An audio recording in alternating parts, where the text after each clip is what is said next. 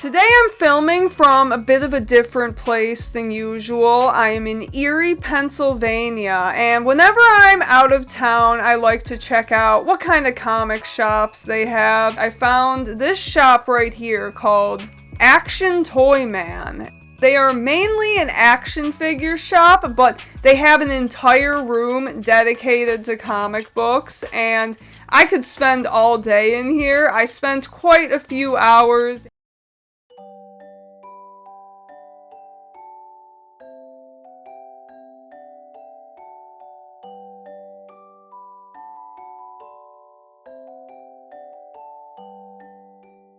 They had quarter books. That's something I never see. Didn't find anything in there though. A box of trade paperbacks. There was some pretty good stuff in there.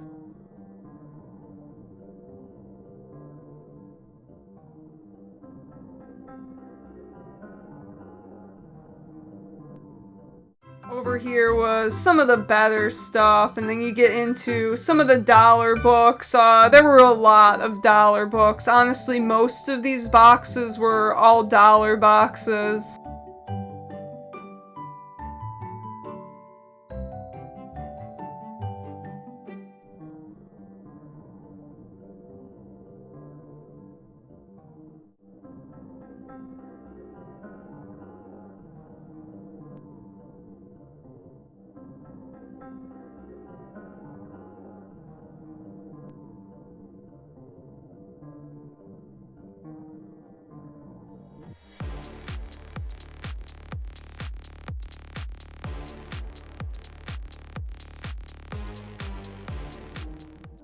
Coming up on some of the Silver Age war books. Not something I collect, but I'm always interested.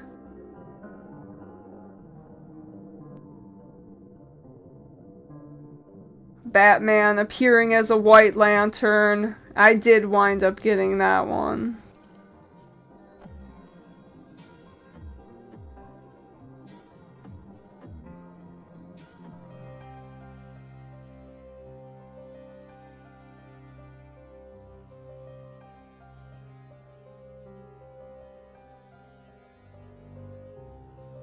I found some books for my Detective Comics run in the dollar bins. That's something I'm always looking out for.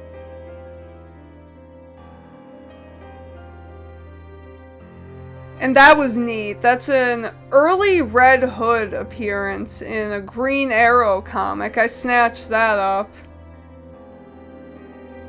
That Bizarro comic series seems really goofy. I'd never heard of that one either. And down on the floor, there were even more boxes of dollar comics. I found some pretty rough-looking Bronze Age books, but for $1, I still picked up a couple of them. And then this box here was like $5 and up, and they had a full run of Frank Miller's 300. I already have the full set, but always really cool to see those books. Probably my favorite Frank Miller.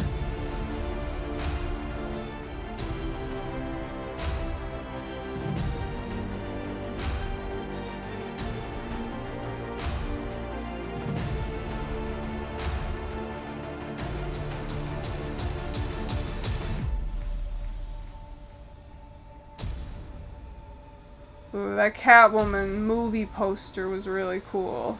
And I don't really collect Daredevil, but that Lieber Mayho was really cool.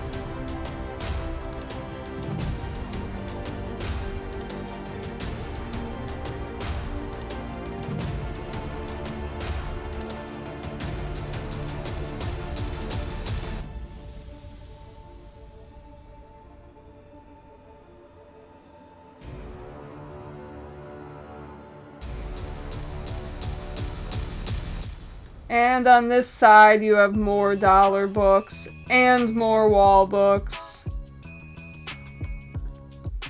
And they even had some comic sets. Always really nice to see stuff like that. More dollar books.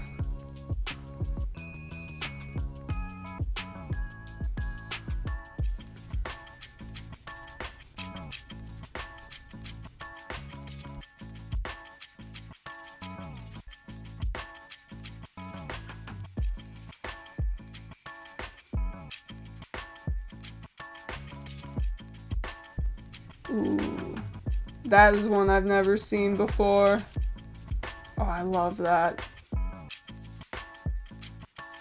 And then over here you get some more of the kind of better stuff, and this box was actually really good. I found a couple things in here too.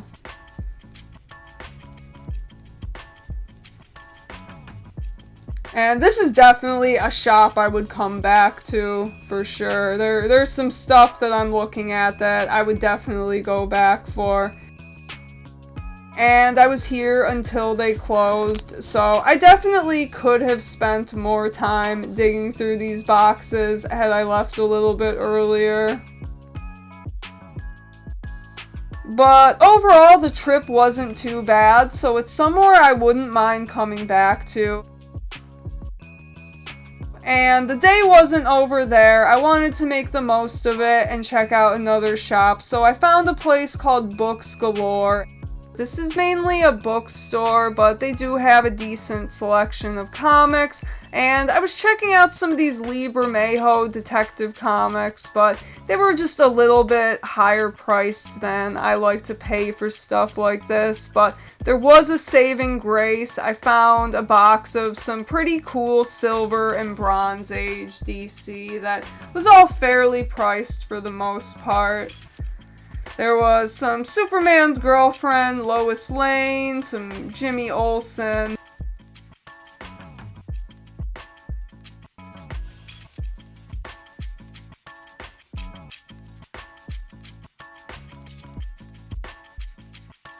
But I was interested in some of these World's Finest books.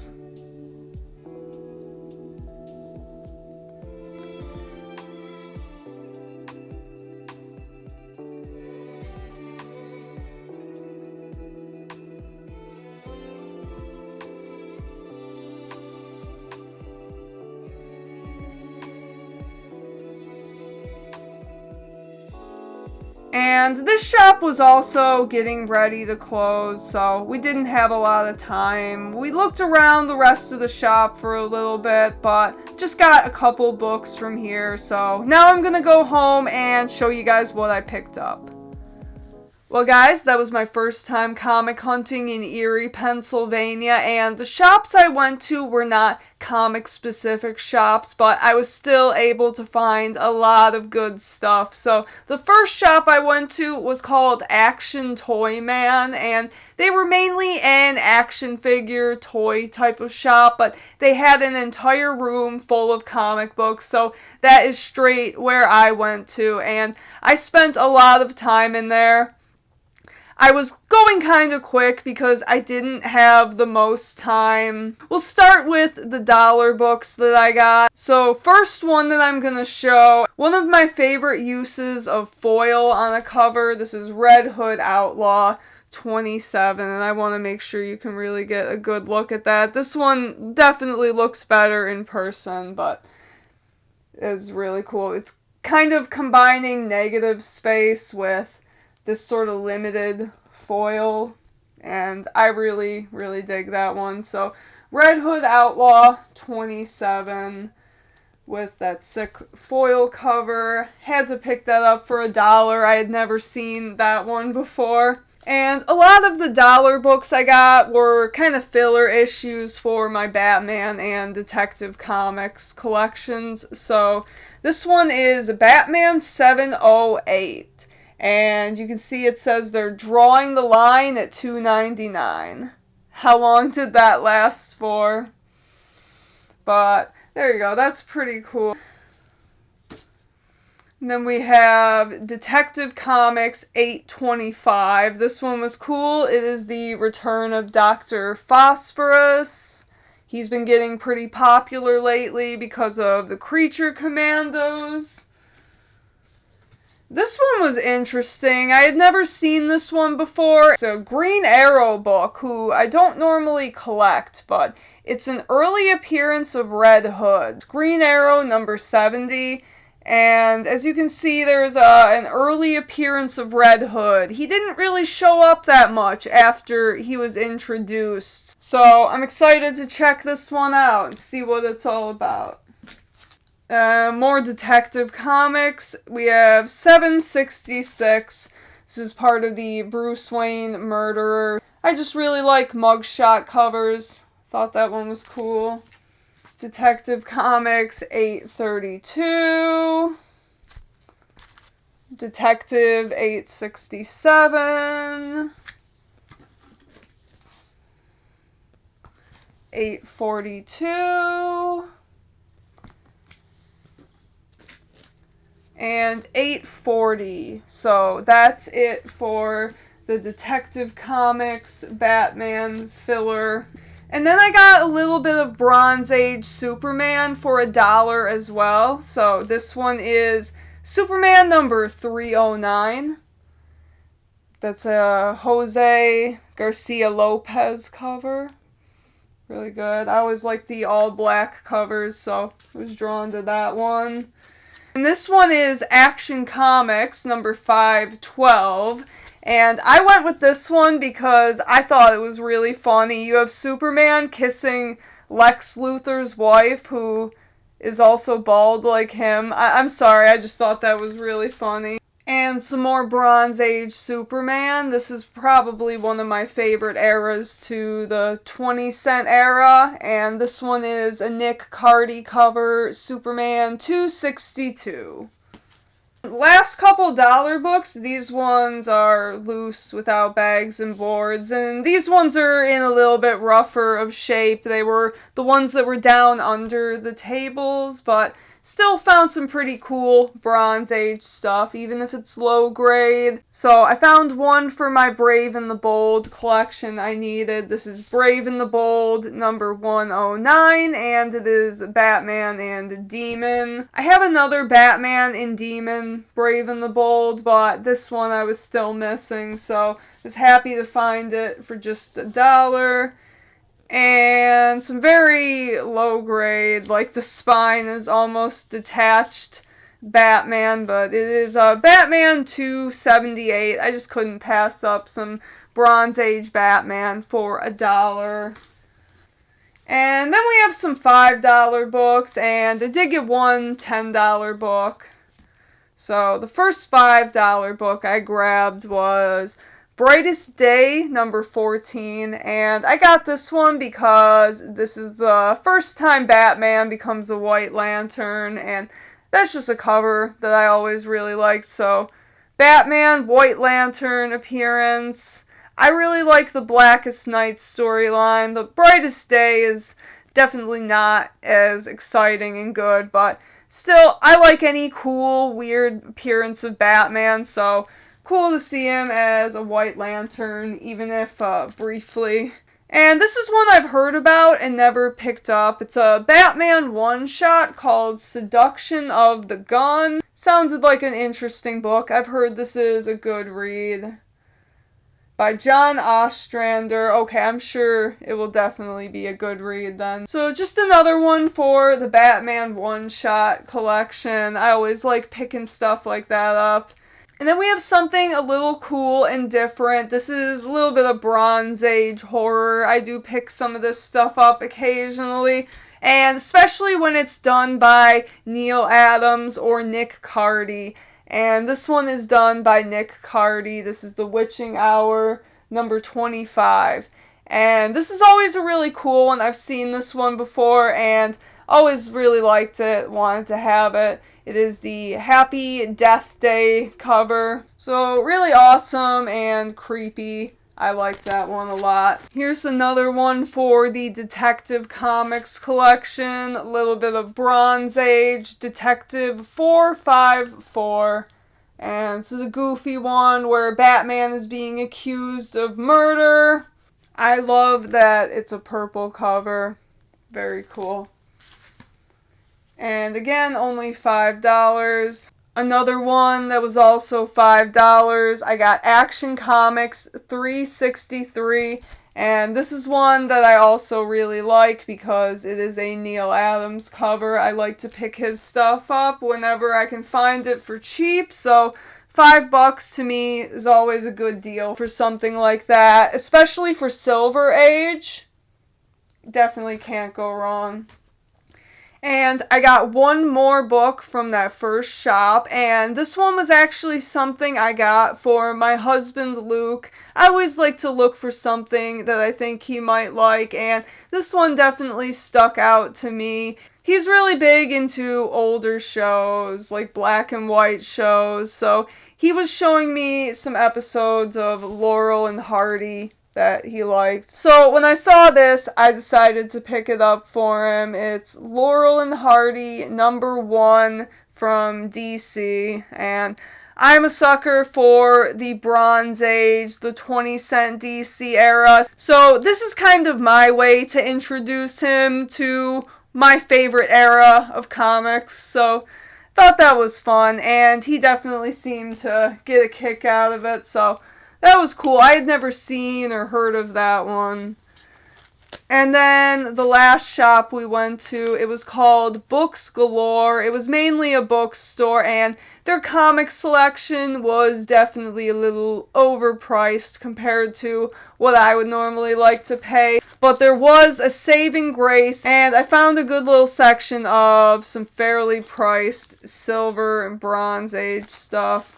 I found a couple cool books for the World's Finest collection. The first one I grabbed was World's Finest 186. This one definitely caught my attention for being weird and interesting. Superman and Batman have traveled back in time to the Revolutionary War. Looks like Superman and Batman are engaging in some kind of interesting role play, we'll just say there. And that is definitely the part that caught my attention the most. So that is a fun cover.